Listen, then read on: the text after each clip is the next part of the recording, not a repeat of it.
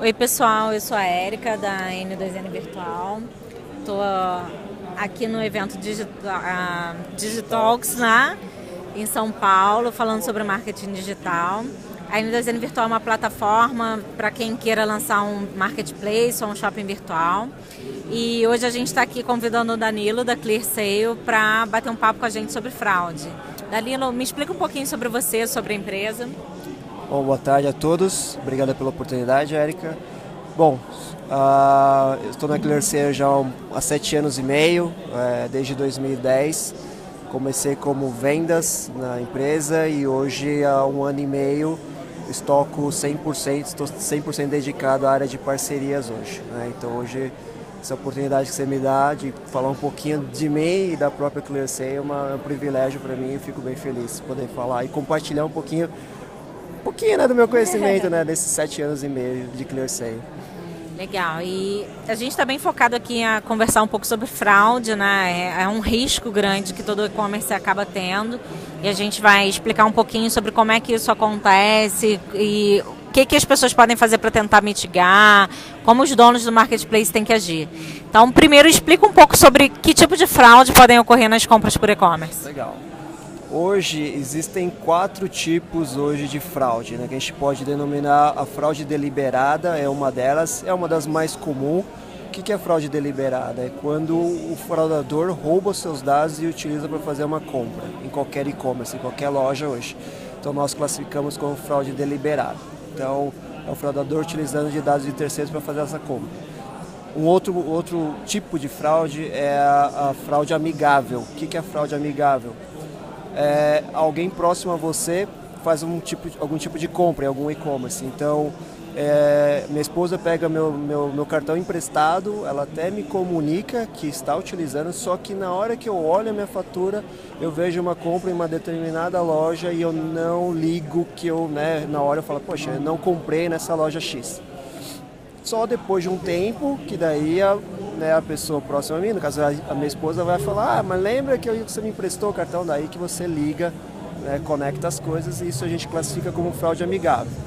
Na maioria dos casos há como contornar esse tipo de problema, né? Porque é alguém próximo a você, então normalmente a pessoa aceita pagar, né? Então fica tudo certo, mas é uma fraude que acontece.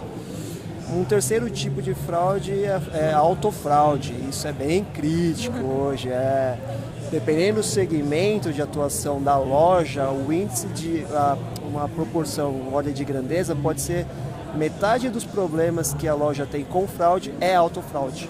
Por causa muito do segmento de atuação, o tipo de perfil de clientes que ele atrai para compra nas lojas dele. Então a autofraude é quando você, Érica, eu, Danilo, vou lá numa determinada loja, compro, depois falo que não fui eu. Então há uma má fé nesse caso. Então é um problema sério que é difícil de pegar, porque são todos dados autenticadores, são dados reais da pessoa, são os meus dados lá. Só que eu uso de má fé e falo que não. O ponto é que uma vez que você comete a autofraude, no caso, muito provavelmente se você tentar comprar em algum outro site que trabalhe com a ClearSale, provavelmente você não vai conseguir mais, por causa desse histórico negativo de fraude. O último, que é uma fraude bem recente, o quarto e último, é a fraude limpa. O que é a fraude limpa? É super novo aí, galera. É o que a gente teve no ano passado bem forte, a questão da invasão de contas. Então, o fraudador, ele se especializa, é um cara muito bom e profissional, e ele invade as contas dos e-commerce, tem todos os seus dados lá, então ele consegue descobrir seu usuário, sua senha, que normalmente você se loga nessa loja, e utiliza de todos os dados autenticadores, são todos os dados reais do Danilo, da Érica, enfim, do cliente. A única coisa que eu posso mudar, que é super comum, é o endereço de entrega. Então são dados super autenticadores, são dados quentes que o fraudador utiliza para fazer a fraude. E aí depois que a gente vai descobrir que foi, poxa, uma fraude totalmente diferente, inovadora, e que o cara realmente, o fraudador é muito bom na hora de descobrir meios e formas para burlar e enxergar as brechas que existem hoje no mercado como um todo. Então são esses 4 tipos de fraude que a gente tem hoje. E está sendo comum aqui no Brasil a realização de fraude? Como é que estão os números relativos a isso? Beleza. O que a gente tem de informação? A Clearseal lançou recentemente o mapa da fraude no Brasil.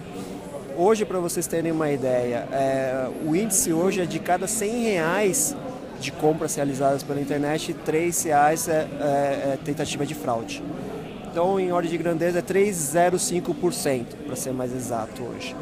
O mapa da fraude da Clearseal mostra o que? As regiões e o percentual de exposição à fraude que cada região tem.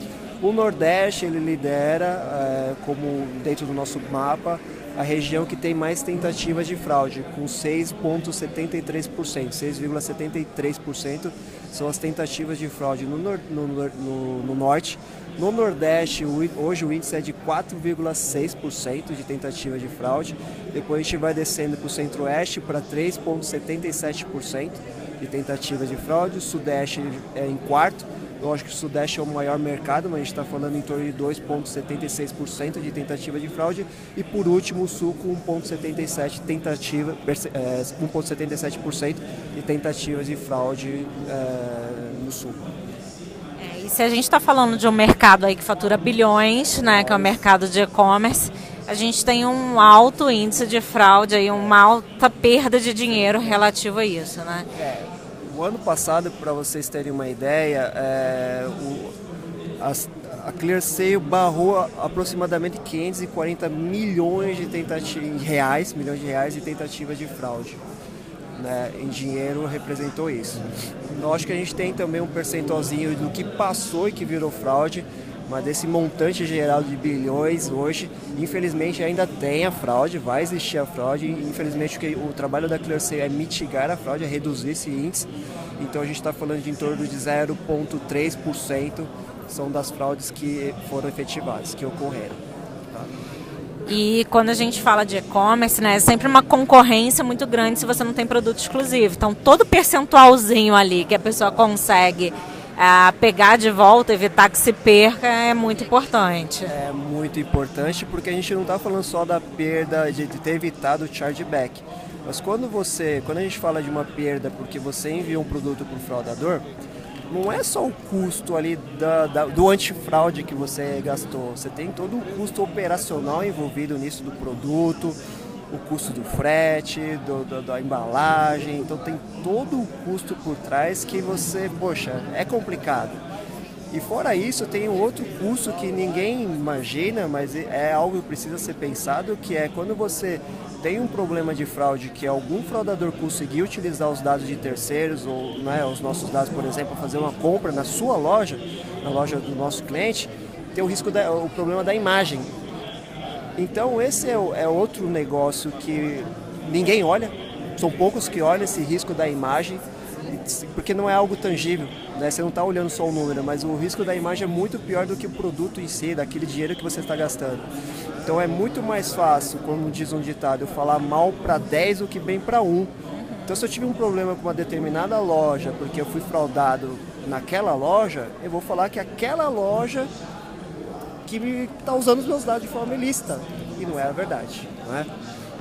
E me conta um pouquinho o que o dono de um e-commerce pode fazer para mitigar esse problema de fraude. Precisa ter soluções que te garantem bons indicadores, soluções de antifraude que te ajudem a melhorar, não só prevenir e mitigar a fraude, mas soluções completas que envolvam tanto a parte de inteligência estatística, behavior analytics, que a gente fala de tecnologia envolvida, que isso tudo funciona, mas se não tiver pessoas na ponta para operar tudo isso, pessoas para fazer uma análise mais minuciosa daquilo que você identifica como uma possibilidade maior de ser fraude, é isso que vai fazer a diferença. Então a gente fala de score de risco, tecnologia envolvida e pessoas. Esse tripé é fundamental hoje para você alcançar os melhores indicadores quando a gente fala de venda pela internet. Então, pensando em solução de prevenção à fraude, precisa ter essa composição desse tripé, né, de tecnologia, estatística e pessoas. Juntando tudo isso, tendo uma boa gestão, com certeza você tem os melhores indicadores, você vai alcançar os melhores resultados com relação à prevenção à fraude. É uma coisa que a gente comentou aí sobre a perda não ser só realmente a fraude, o produto que se perdeu, mas e a imagem, mas também a parte jurídica, né? Se você toma o processo de um cliente, o tempo que você demora para resolver aquilo, o custo que se tem com o jurídico é algo muito ruim para a sua aplicação. Então é muito melhor a gente tentar prevenir ou mitigar do que acabar tendo esse problema, né? E me fala um pouquinho qual é o diferencial da ClearSale. Nosso diferencial, sem dúvida nenhuma, nesses 16 anos de mercado, é nós sermos especialistas somente em prevenção, risco e fraude. Nosso core business é 100% em prevenção. Então, toda a nossa estrutura hoje, desses 16 anos de empresa, foi 100% pautada em tudo isso que eu falei, de inteligência estatística por trás, tecnologia e pessoas. Hoje o time da ClearSale é composto de mais de 1.100 pessoas. A ClearSale, tem muita gente que não tem noção do tamanho da ClearSale hoje. Hoje a gente atende mais de 85% do mercado nacional do varejo, transaciona com a nossa base. E essa base histórica nos ajuda a ter uma assertividade muito maior na tomada de decisão. Então esse é um diferencial muito forte quando a gente fala de ClearSale, não somente a base, mas toda essa questão da gestão de fraude que tem por trás, todo o trabalho de analytics que tem por trás, que faz a gente ganhar, ter uma assertividade e garantir para o nosso cliente melhores indicadores. O que é os melhores indicadores? Aprovação, tempo de análise e o quanto de chargeback, quanto de fraude ele vai tomar. Então a gente precisa reduzir o índice de fraude, em contrapartida aumentar a aprovação, o tempo de resposta e tudo mais. E é importante saber que vocês, na verdade, trabalham em conjunto com o meio de pagamento, né? Então, na verdade, vocês não substituem o meio de pagamento, é algo que se faz em paralelo. Explica um pouquinho como é que funciona. Exatamente. Hoje a ClearSale, como ela atua somente na questão da prevenção à fraude, hoje precisa ter envolvido a parte do meio de pagamento, os gateways de pagamento, os adquirentes de mercado, que são aqueles que comunicam com o banco. Então, a ClearSale faz parte desse elo de pagamento, então, que envolvem lá no momento do checkout a parte do gateway, ou uma integração direta com o adquirente, uma empresa de conciliação que faz toda a conciliação dos pagamentos, daquilo que foi parcelado, daquilo que você vai receber, daquilo que você vai receber de forma parcelada e até daquilo que gerou chargeback, né? Então, e a gente é uma parte desse caminho todo do pagamento. Explica aí para os leigos o que é o chargeback. Chargeback é o não reconhecimento da compra, super importante. Então a gente fala no nosso termo, nosso dia a dia, a gente chama de chargeback, mas o chargeback é o estorno da compra.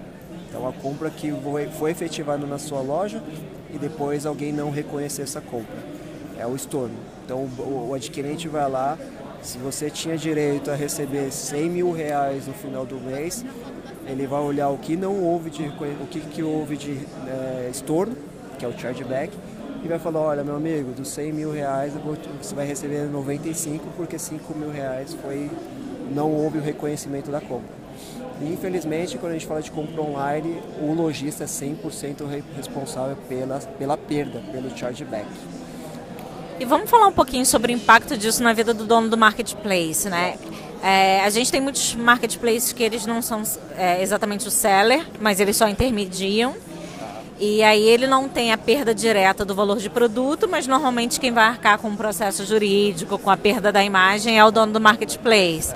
Então, me explica mais um pouquinho o que você acha que tem de impacto e qual exatamente a função dele em relação a isso. Bom, vamos lá. O marketplace, existem dois cenários que eu posso citar, né? O cenário onde o marketplace ele é responsável por toda essa cadeia do pagamento. Então o checkout é do marketplace, então os lojistas ele paga lá um percentual para o marketplace e a responsabilidade 100% é do marketplace, de processamento do cartão, da forma como que vai ser transacionado esse pedido no momento do pagamento e do chargeback. Esse é um cenário 1. E aí não tem jeito, a negociação é do marketplace com esses fornecedores de mercado, direito de pagamento, adquirente e o antifraude. Outro cenário é quando o lojista é responsável pela contratação desse serviço. Então, o marketplace só disponibiliza da plataforma tecnológica e indica, por exemplo, os outros fornecedores envolvidos na cadeia do pagamento. Então, se a responsabilidade do chargeback, do processamento, etc., for do lojista, e o lojista só utilizar a plataforma, então a responsabilidade realmente passa a ser os problemas todos que eu comentei